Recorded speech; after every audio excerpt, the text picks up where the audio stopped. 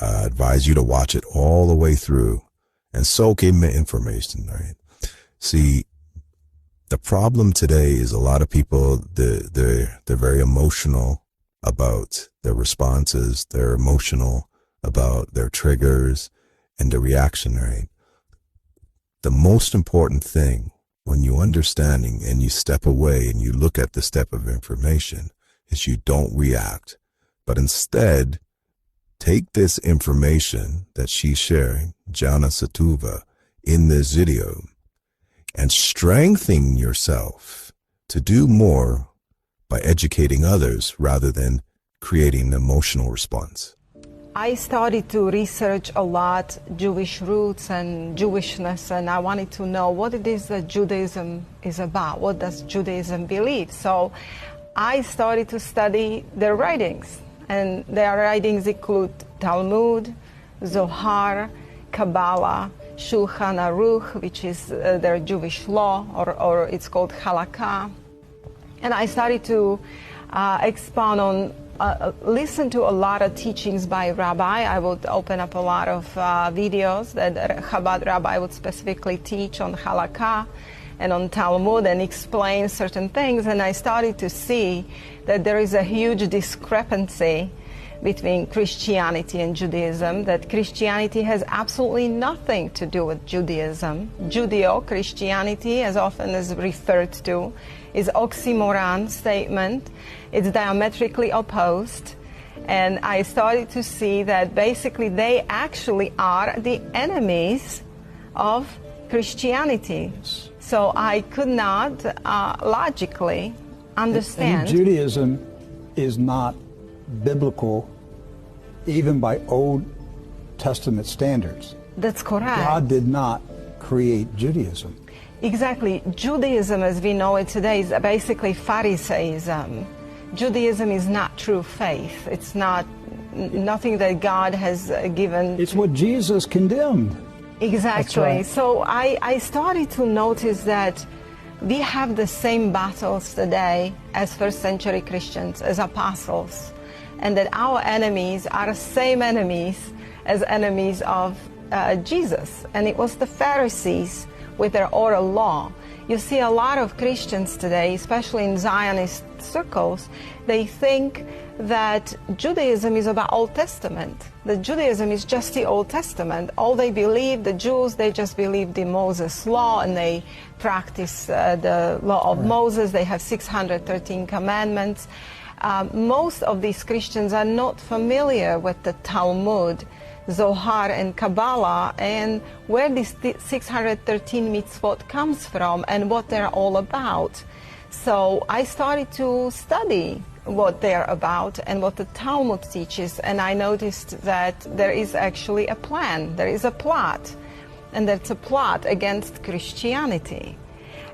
Let me bring you one of the books here, The Secret Doctrine in Israel by Waite, W-A-I-T-E. And what it explains is the basically secret doctrine of the Zohar, what is behind Zohar. And you have to understand that the soul of the Talmud is Zohar, and the soul of Zohar is Kabbalah, the occultism or sorcery, as I refer to it. Now, this particular book, it doesn't speak against it. It only explains what it is, what the secret doctrine is. And here in a preface, it actually speaks of the secret tradition in Israel, together with some account of the manner in which it influenced Christian scholarship in Europe during 16th, 17th, and 18th centuries. It seems like this is plot that is not new. This has been pre-planned long time ago. They've been infiltrating Christian churches and universities and organizations for centuries. Exactly. To change the gospel. To change the gospel and completely put a virus in Christianity. I call that a virus, leaven of the Pharisees. Mm-hmm. And today's Christianity, especially here in America, has a virus. And we have to identify what the virus is. But it's basically the same problem as Apostle Paul has. It's a Judaizing of Christianity, but they also brought in occultic practices. But anyway, as far as I was studying this, I came to a really shocking information. And here on this page, I highlighted it. It says here, according to the Midrash Talpigoth, the Messiah will bring eternal peace, which of course was understood by the Israelites as peace for Israel, plus that which may follow extermination for all who did not enter by conversion into the house of Jacob. So extermination?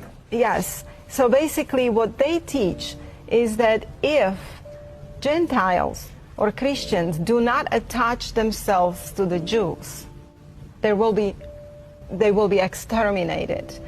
And of course, we are well known for our Noahide laws, that we brought this to a light. So then you go to Talmud and you start reading what is the plan for Gentiles. You see, Judaism is a two-tier system. Judaism puts the wall of partition back. It's the Jews and non-Jews. And according to Judaism, non-Jews are different species. They are not, they're humans, but they're not at a level of the Jews. Jews are supposedly divine. They're light of the world. They're the chosen. They have life of Hashem inside of them. That's the way they explain life of God inside. And the Gentiles, they can never achieve it. They're different species. They're on animalistic level. And the only way for Gentiles to make it to the world to come is to attach themselves to the Jews. And how do they do that? Well, through the Noahide laws, 7 Noahide laws. I think it was the Secret Doctrine in Israel. Is that the book that you said that there was a 200-year-old prophecy in that book? Or is it another book? It is a different book. There is a Jewish author, Rabbi Joel Bakst, and he's and he's author of a 2-volume book. It's called Josephic Messiah, Sacred Serpent, and I think it has like 3 names. But there was, they are sourcing it from 200-year-old book called Kol Hator, The Voice of the Turtle Dove.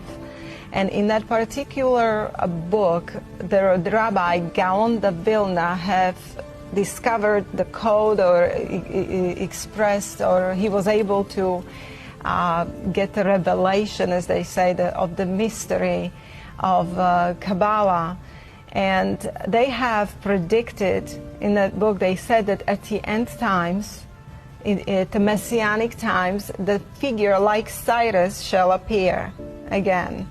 So all of these Cyrus prophecies. That was like over 200 years ago? Yes, it was all over 200 years ago. There would be a Cyrus figure appear. Right. And what would the Cyrus do? Well, in a Jewish mind, they have not only one Messiah, like we know Christians, we have Jesus Christ as one and the only Messiah.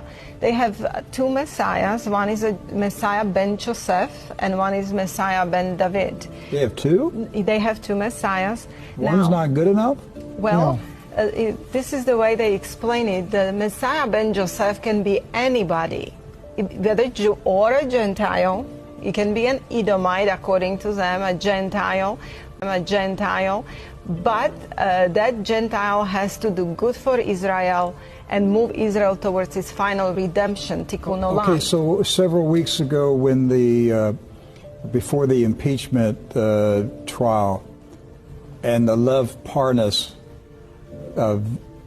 recording came out, that was recorded on his partner's phone.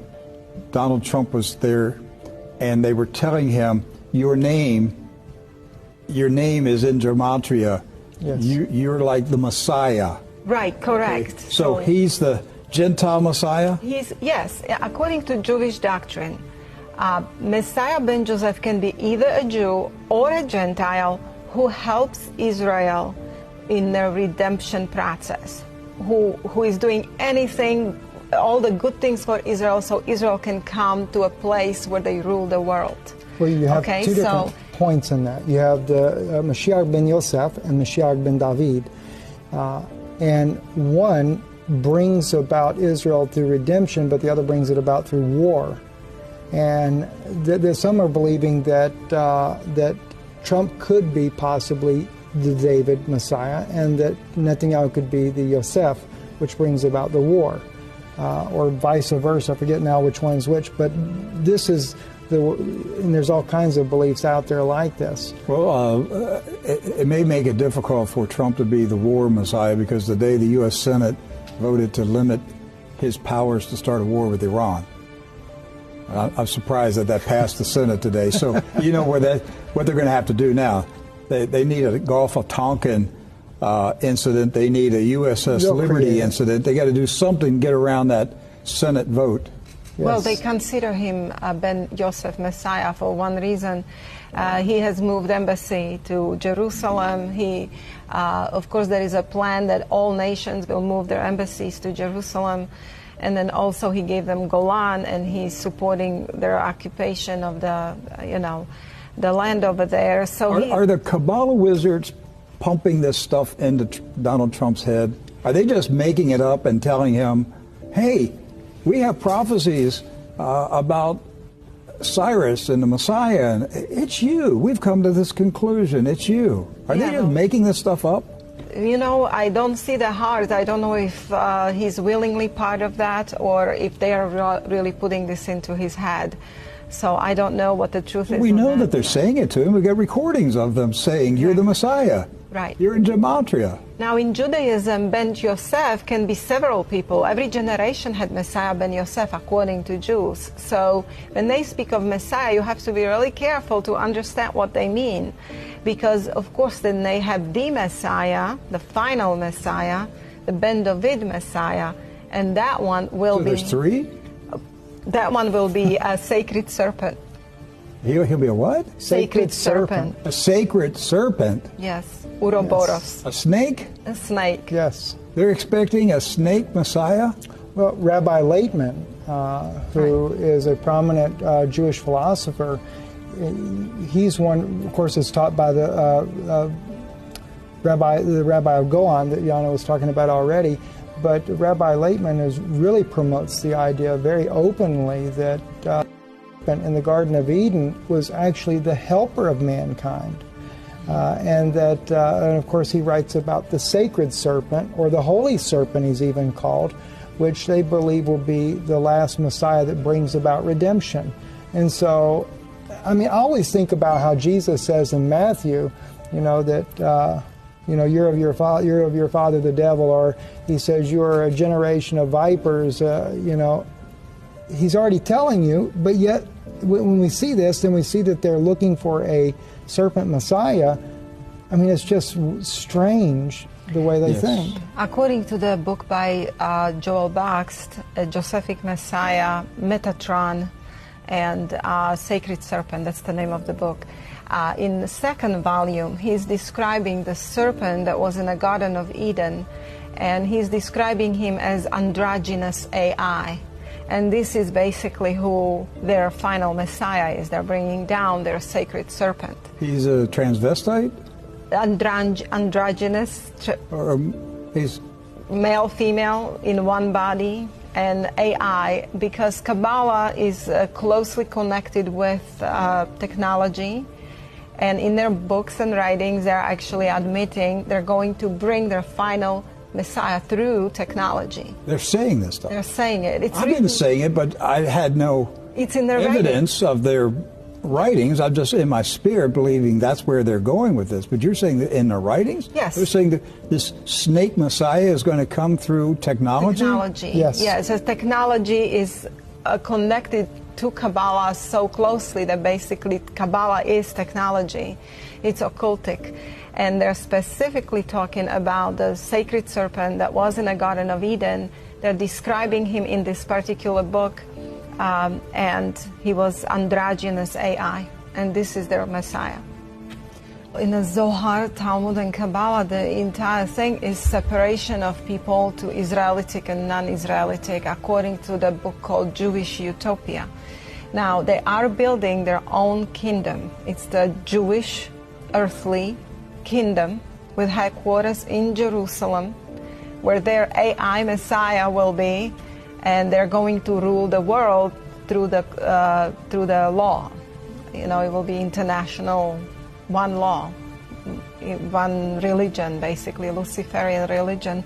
So yes, in a Talmud, this is the Jewish earthly kingdom, and this is why the Zionist Christianity have embraced Chiliasm. They have embraced, or Chiliasm, I don't know how you would say. Chiliasm, which means 1,000. 1,000. Where they get the 1,000-year millennial reign. Exactly, which is a focus on earthly millennial kingdom. And this is how Jews and Christians are getting together, and Christians are so deceived, thinking that they're working for the good thing, for the Jews, like they're helping the Jews. The Jews are supposed to get this kingdom. Yet this is Zoharic doctrine, and it does not have good intention. As I said, that they want to rule the world, they want to get Gentile riches, and they want to rule the Gentiles. They don't consider Gentiles fully human beings. And in fact, as an end game, they have this strange doctrine, Adam Kadmon doctrine, which Adam Kadmon originally was, according to Zohar and Talmud, he was androgynous. You know, Adam, like he wasn't male, or he was male, female in one body, and this is why you see this transgender agenda today, and there are laws, very serious laws, passing in Alberta, Canada. Is Zionism behind the transgender movement? You know, I don't think Zionist Christians are aware of this. They're not aware of many details of what But is Zionism. But I think that, yes. Does the transgender movement get its origin in Zionism? Yes, it gets its origin in Zionism, and it gets its origin in the Talmud, Zohar, and Kabbalah. It's a Kabbalistic doctrine of Adam Kadmon, which is eventually they have this doctrine called Tikkun Olam, repairing the world.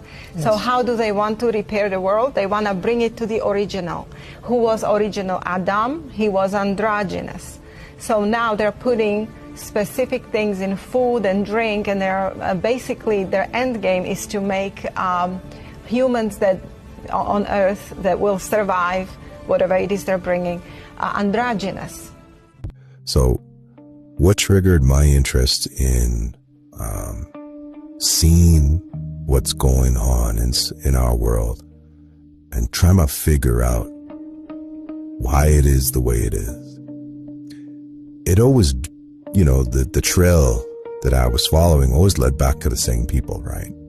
And then I realized that it wasn't just the people, it was a specific people, right? You know, the ones out in Israel mostly, right? And then I dig more, and then you realize that there was the Ashkenazi ones, right? And then I start understanding certain things about the belief system. So I don't condemn every single person on earth for their belief system, but it makes me critical of them, right? And I tread carefully around them. I don't trust them, right? If you understand what I'm saying. For me, it's always a grain of salt when I come around information, and I strengthen my intellect as an individual to understand these people more or less, rather than creating emotional responses all the time and name calling and all that. You express your intelligence as an individual by the way you react, right? You must express with patience, soak up the knowledge, because the knowledge becomes power to you after a while. And when you really want to start educating people and sharing information, that's what you're doing. You're empowering them to become more powerful themselves by having this educational knowledge inside them. Get away from the emotional response, because that's not going to do anything for you in the long run.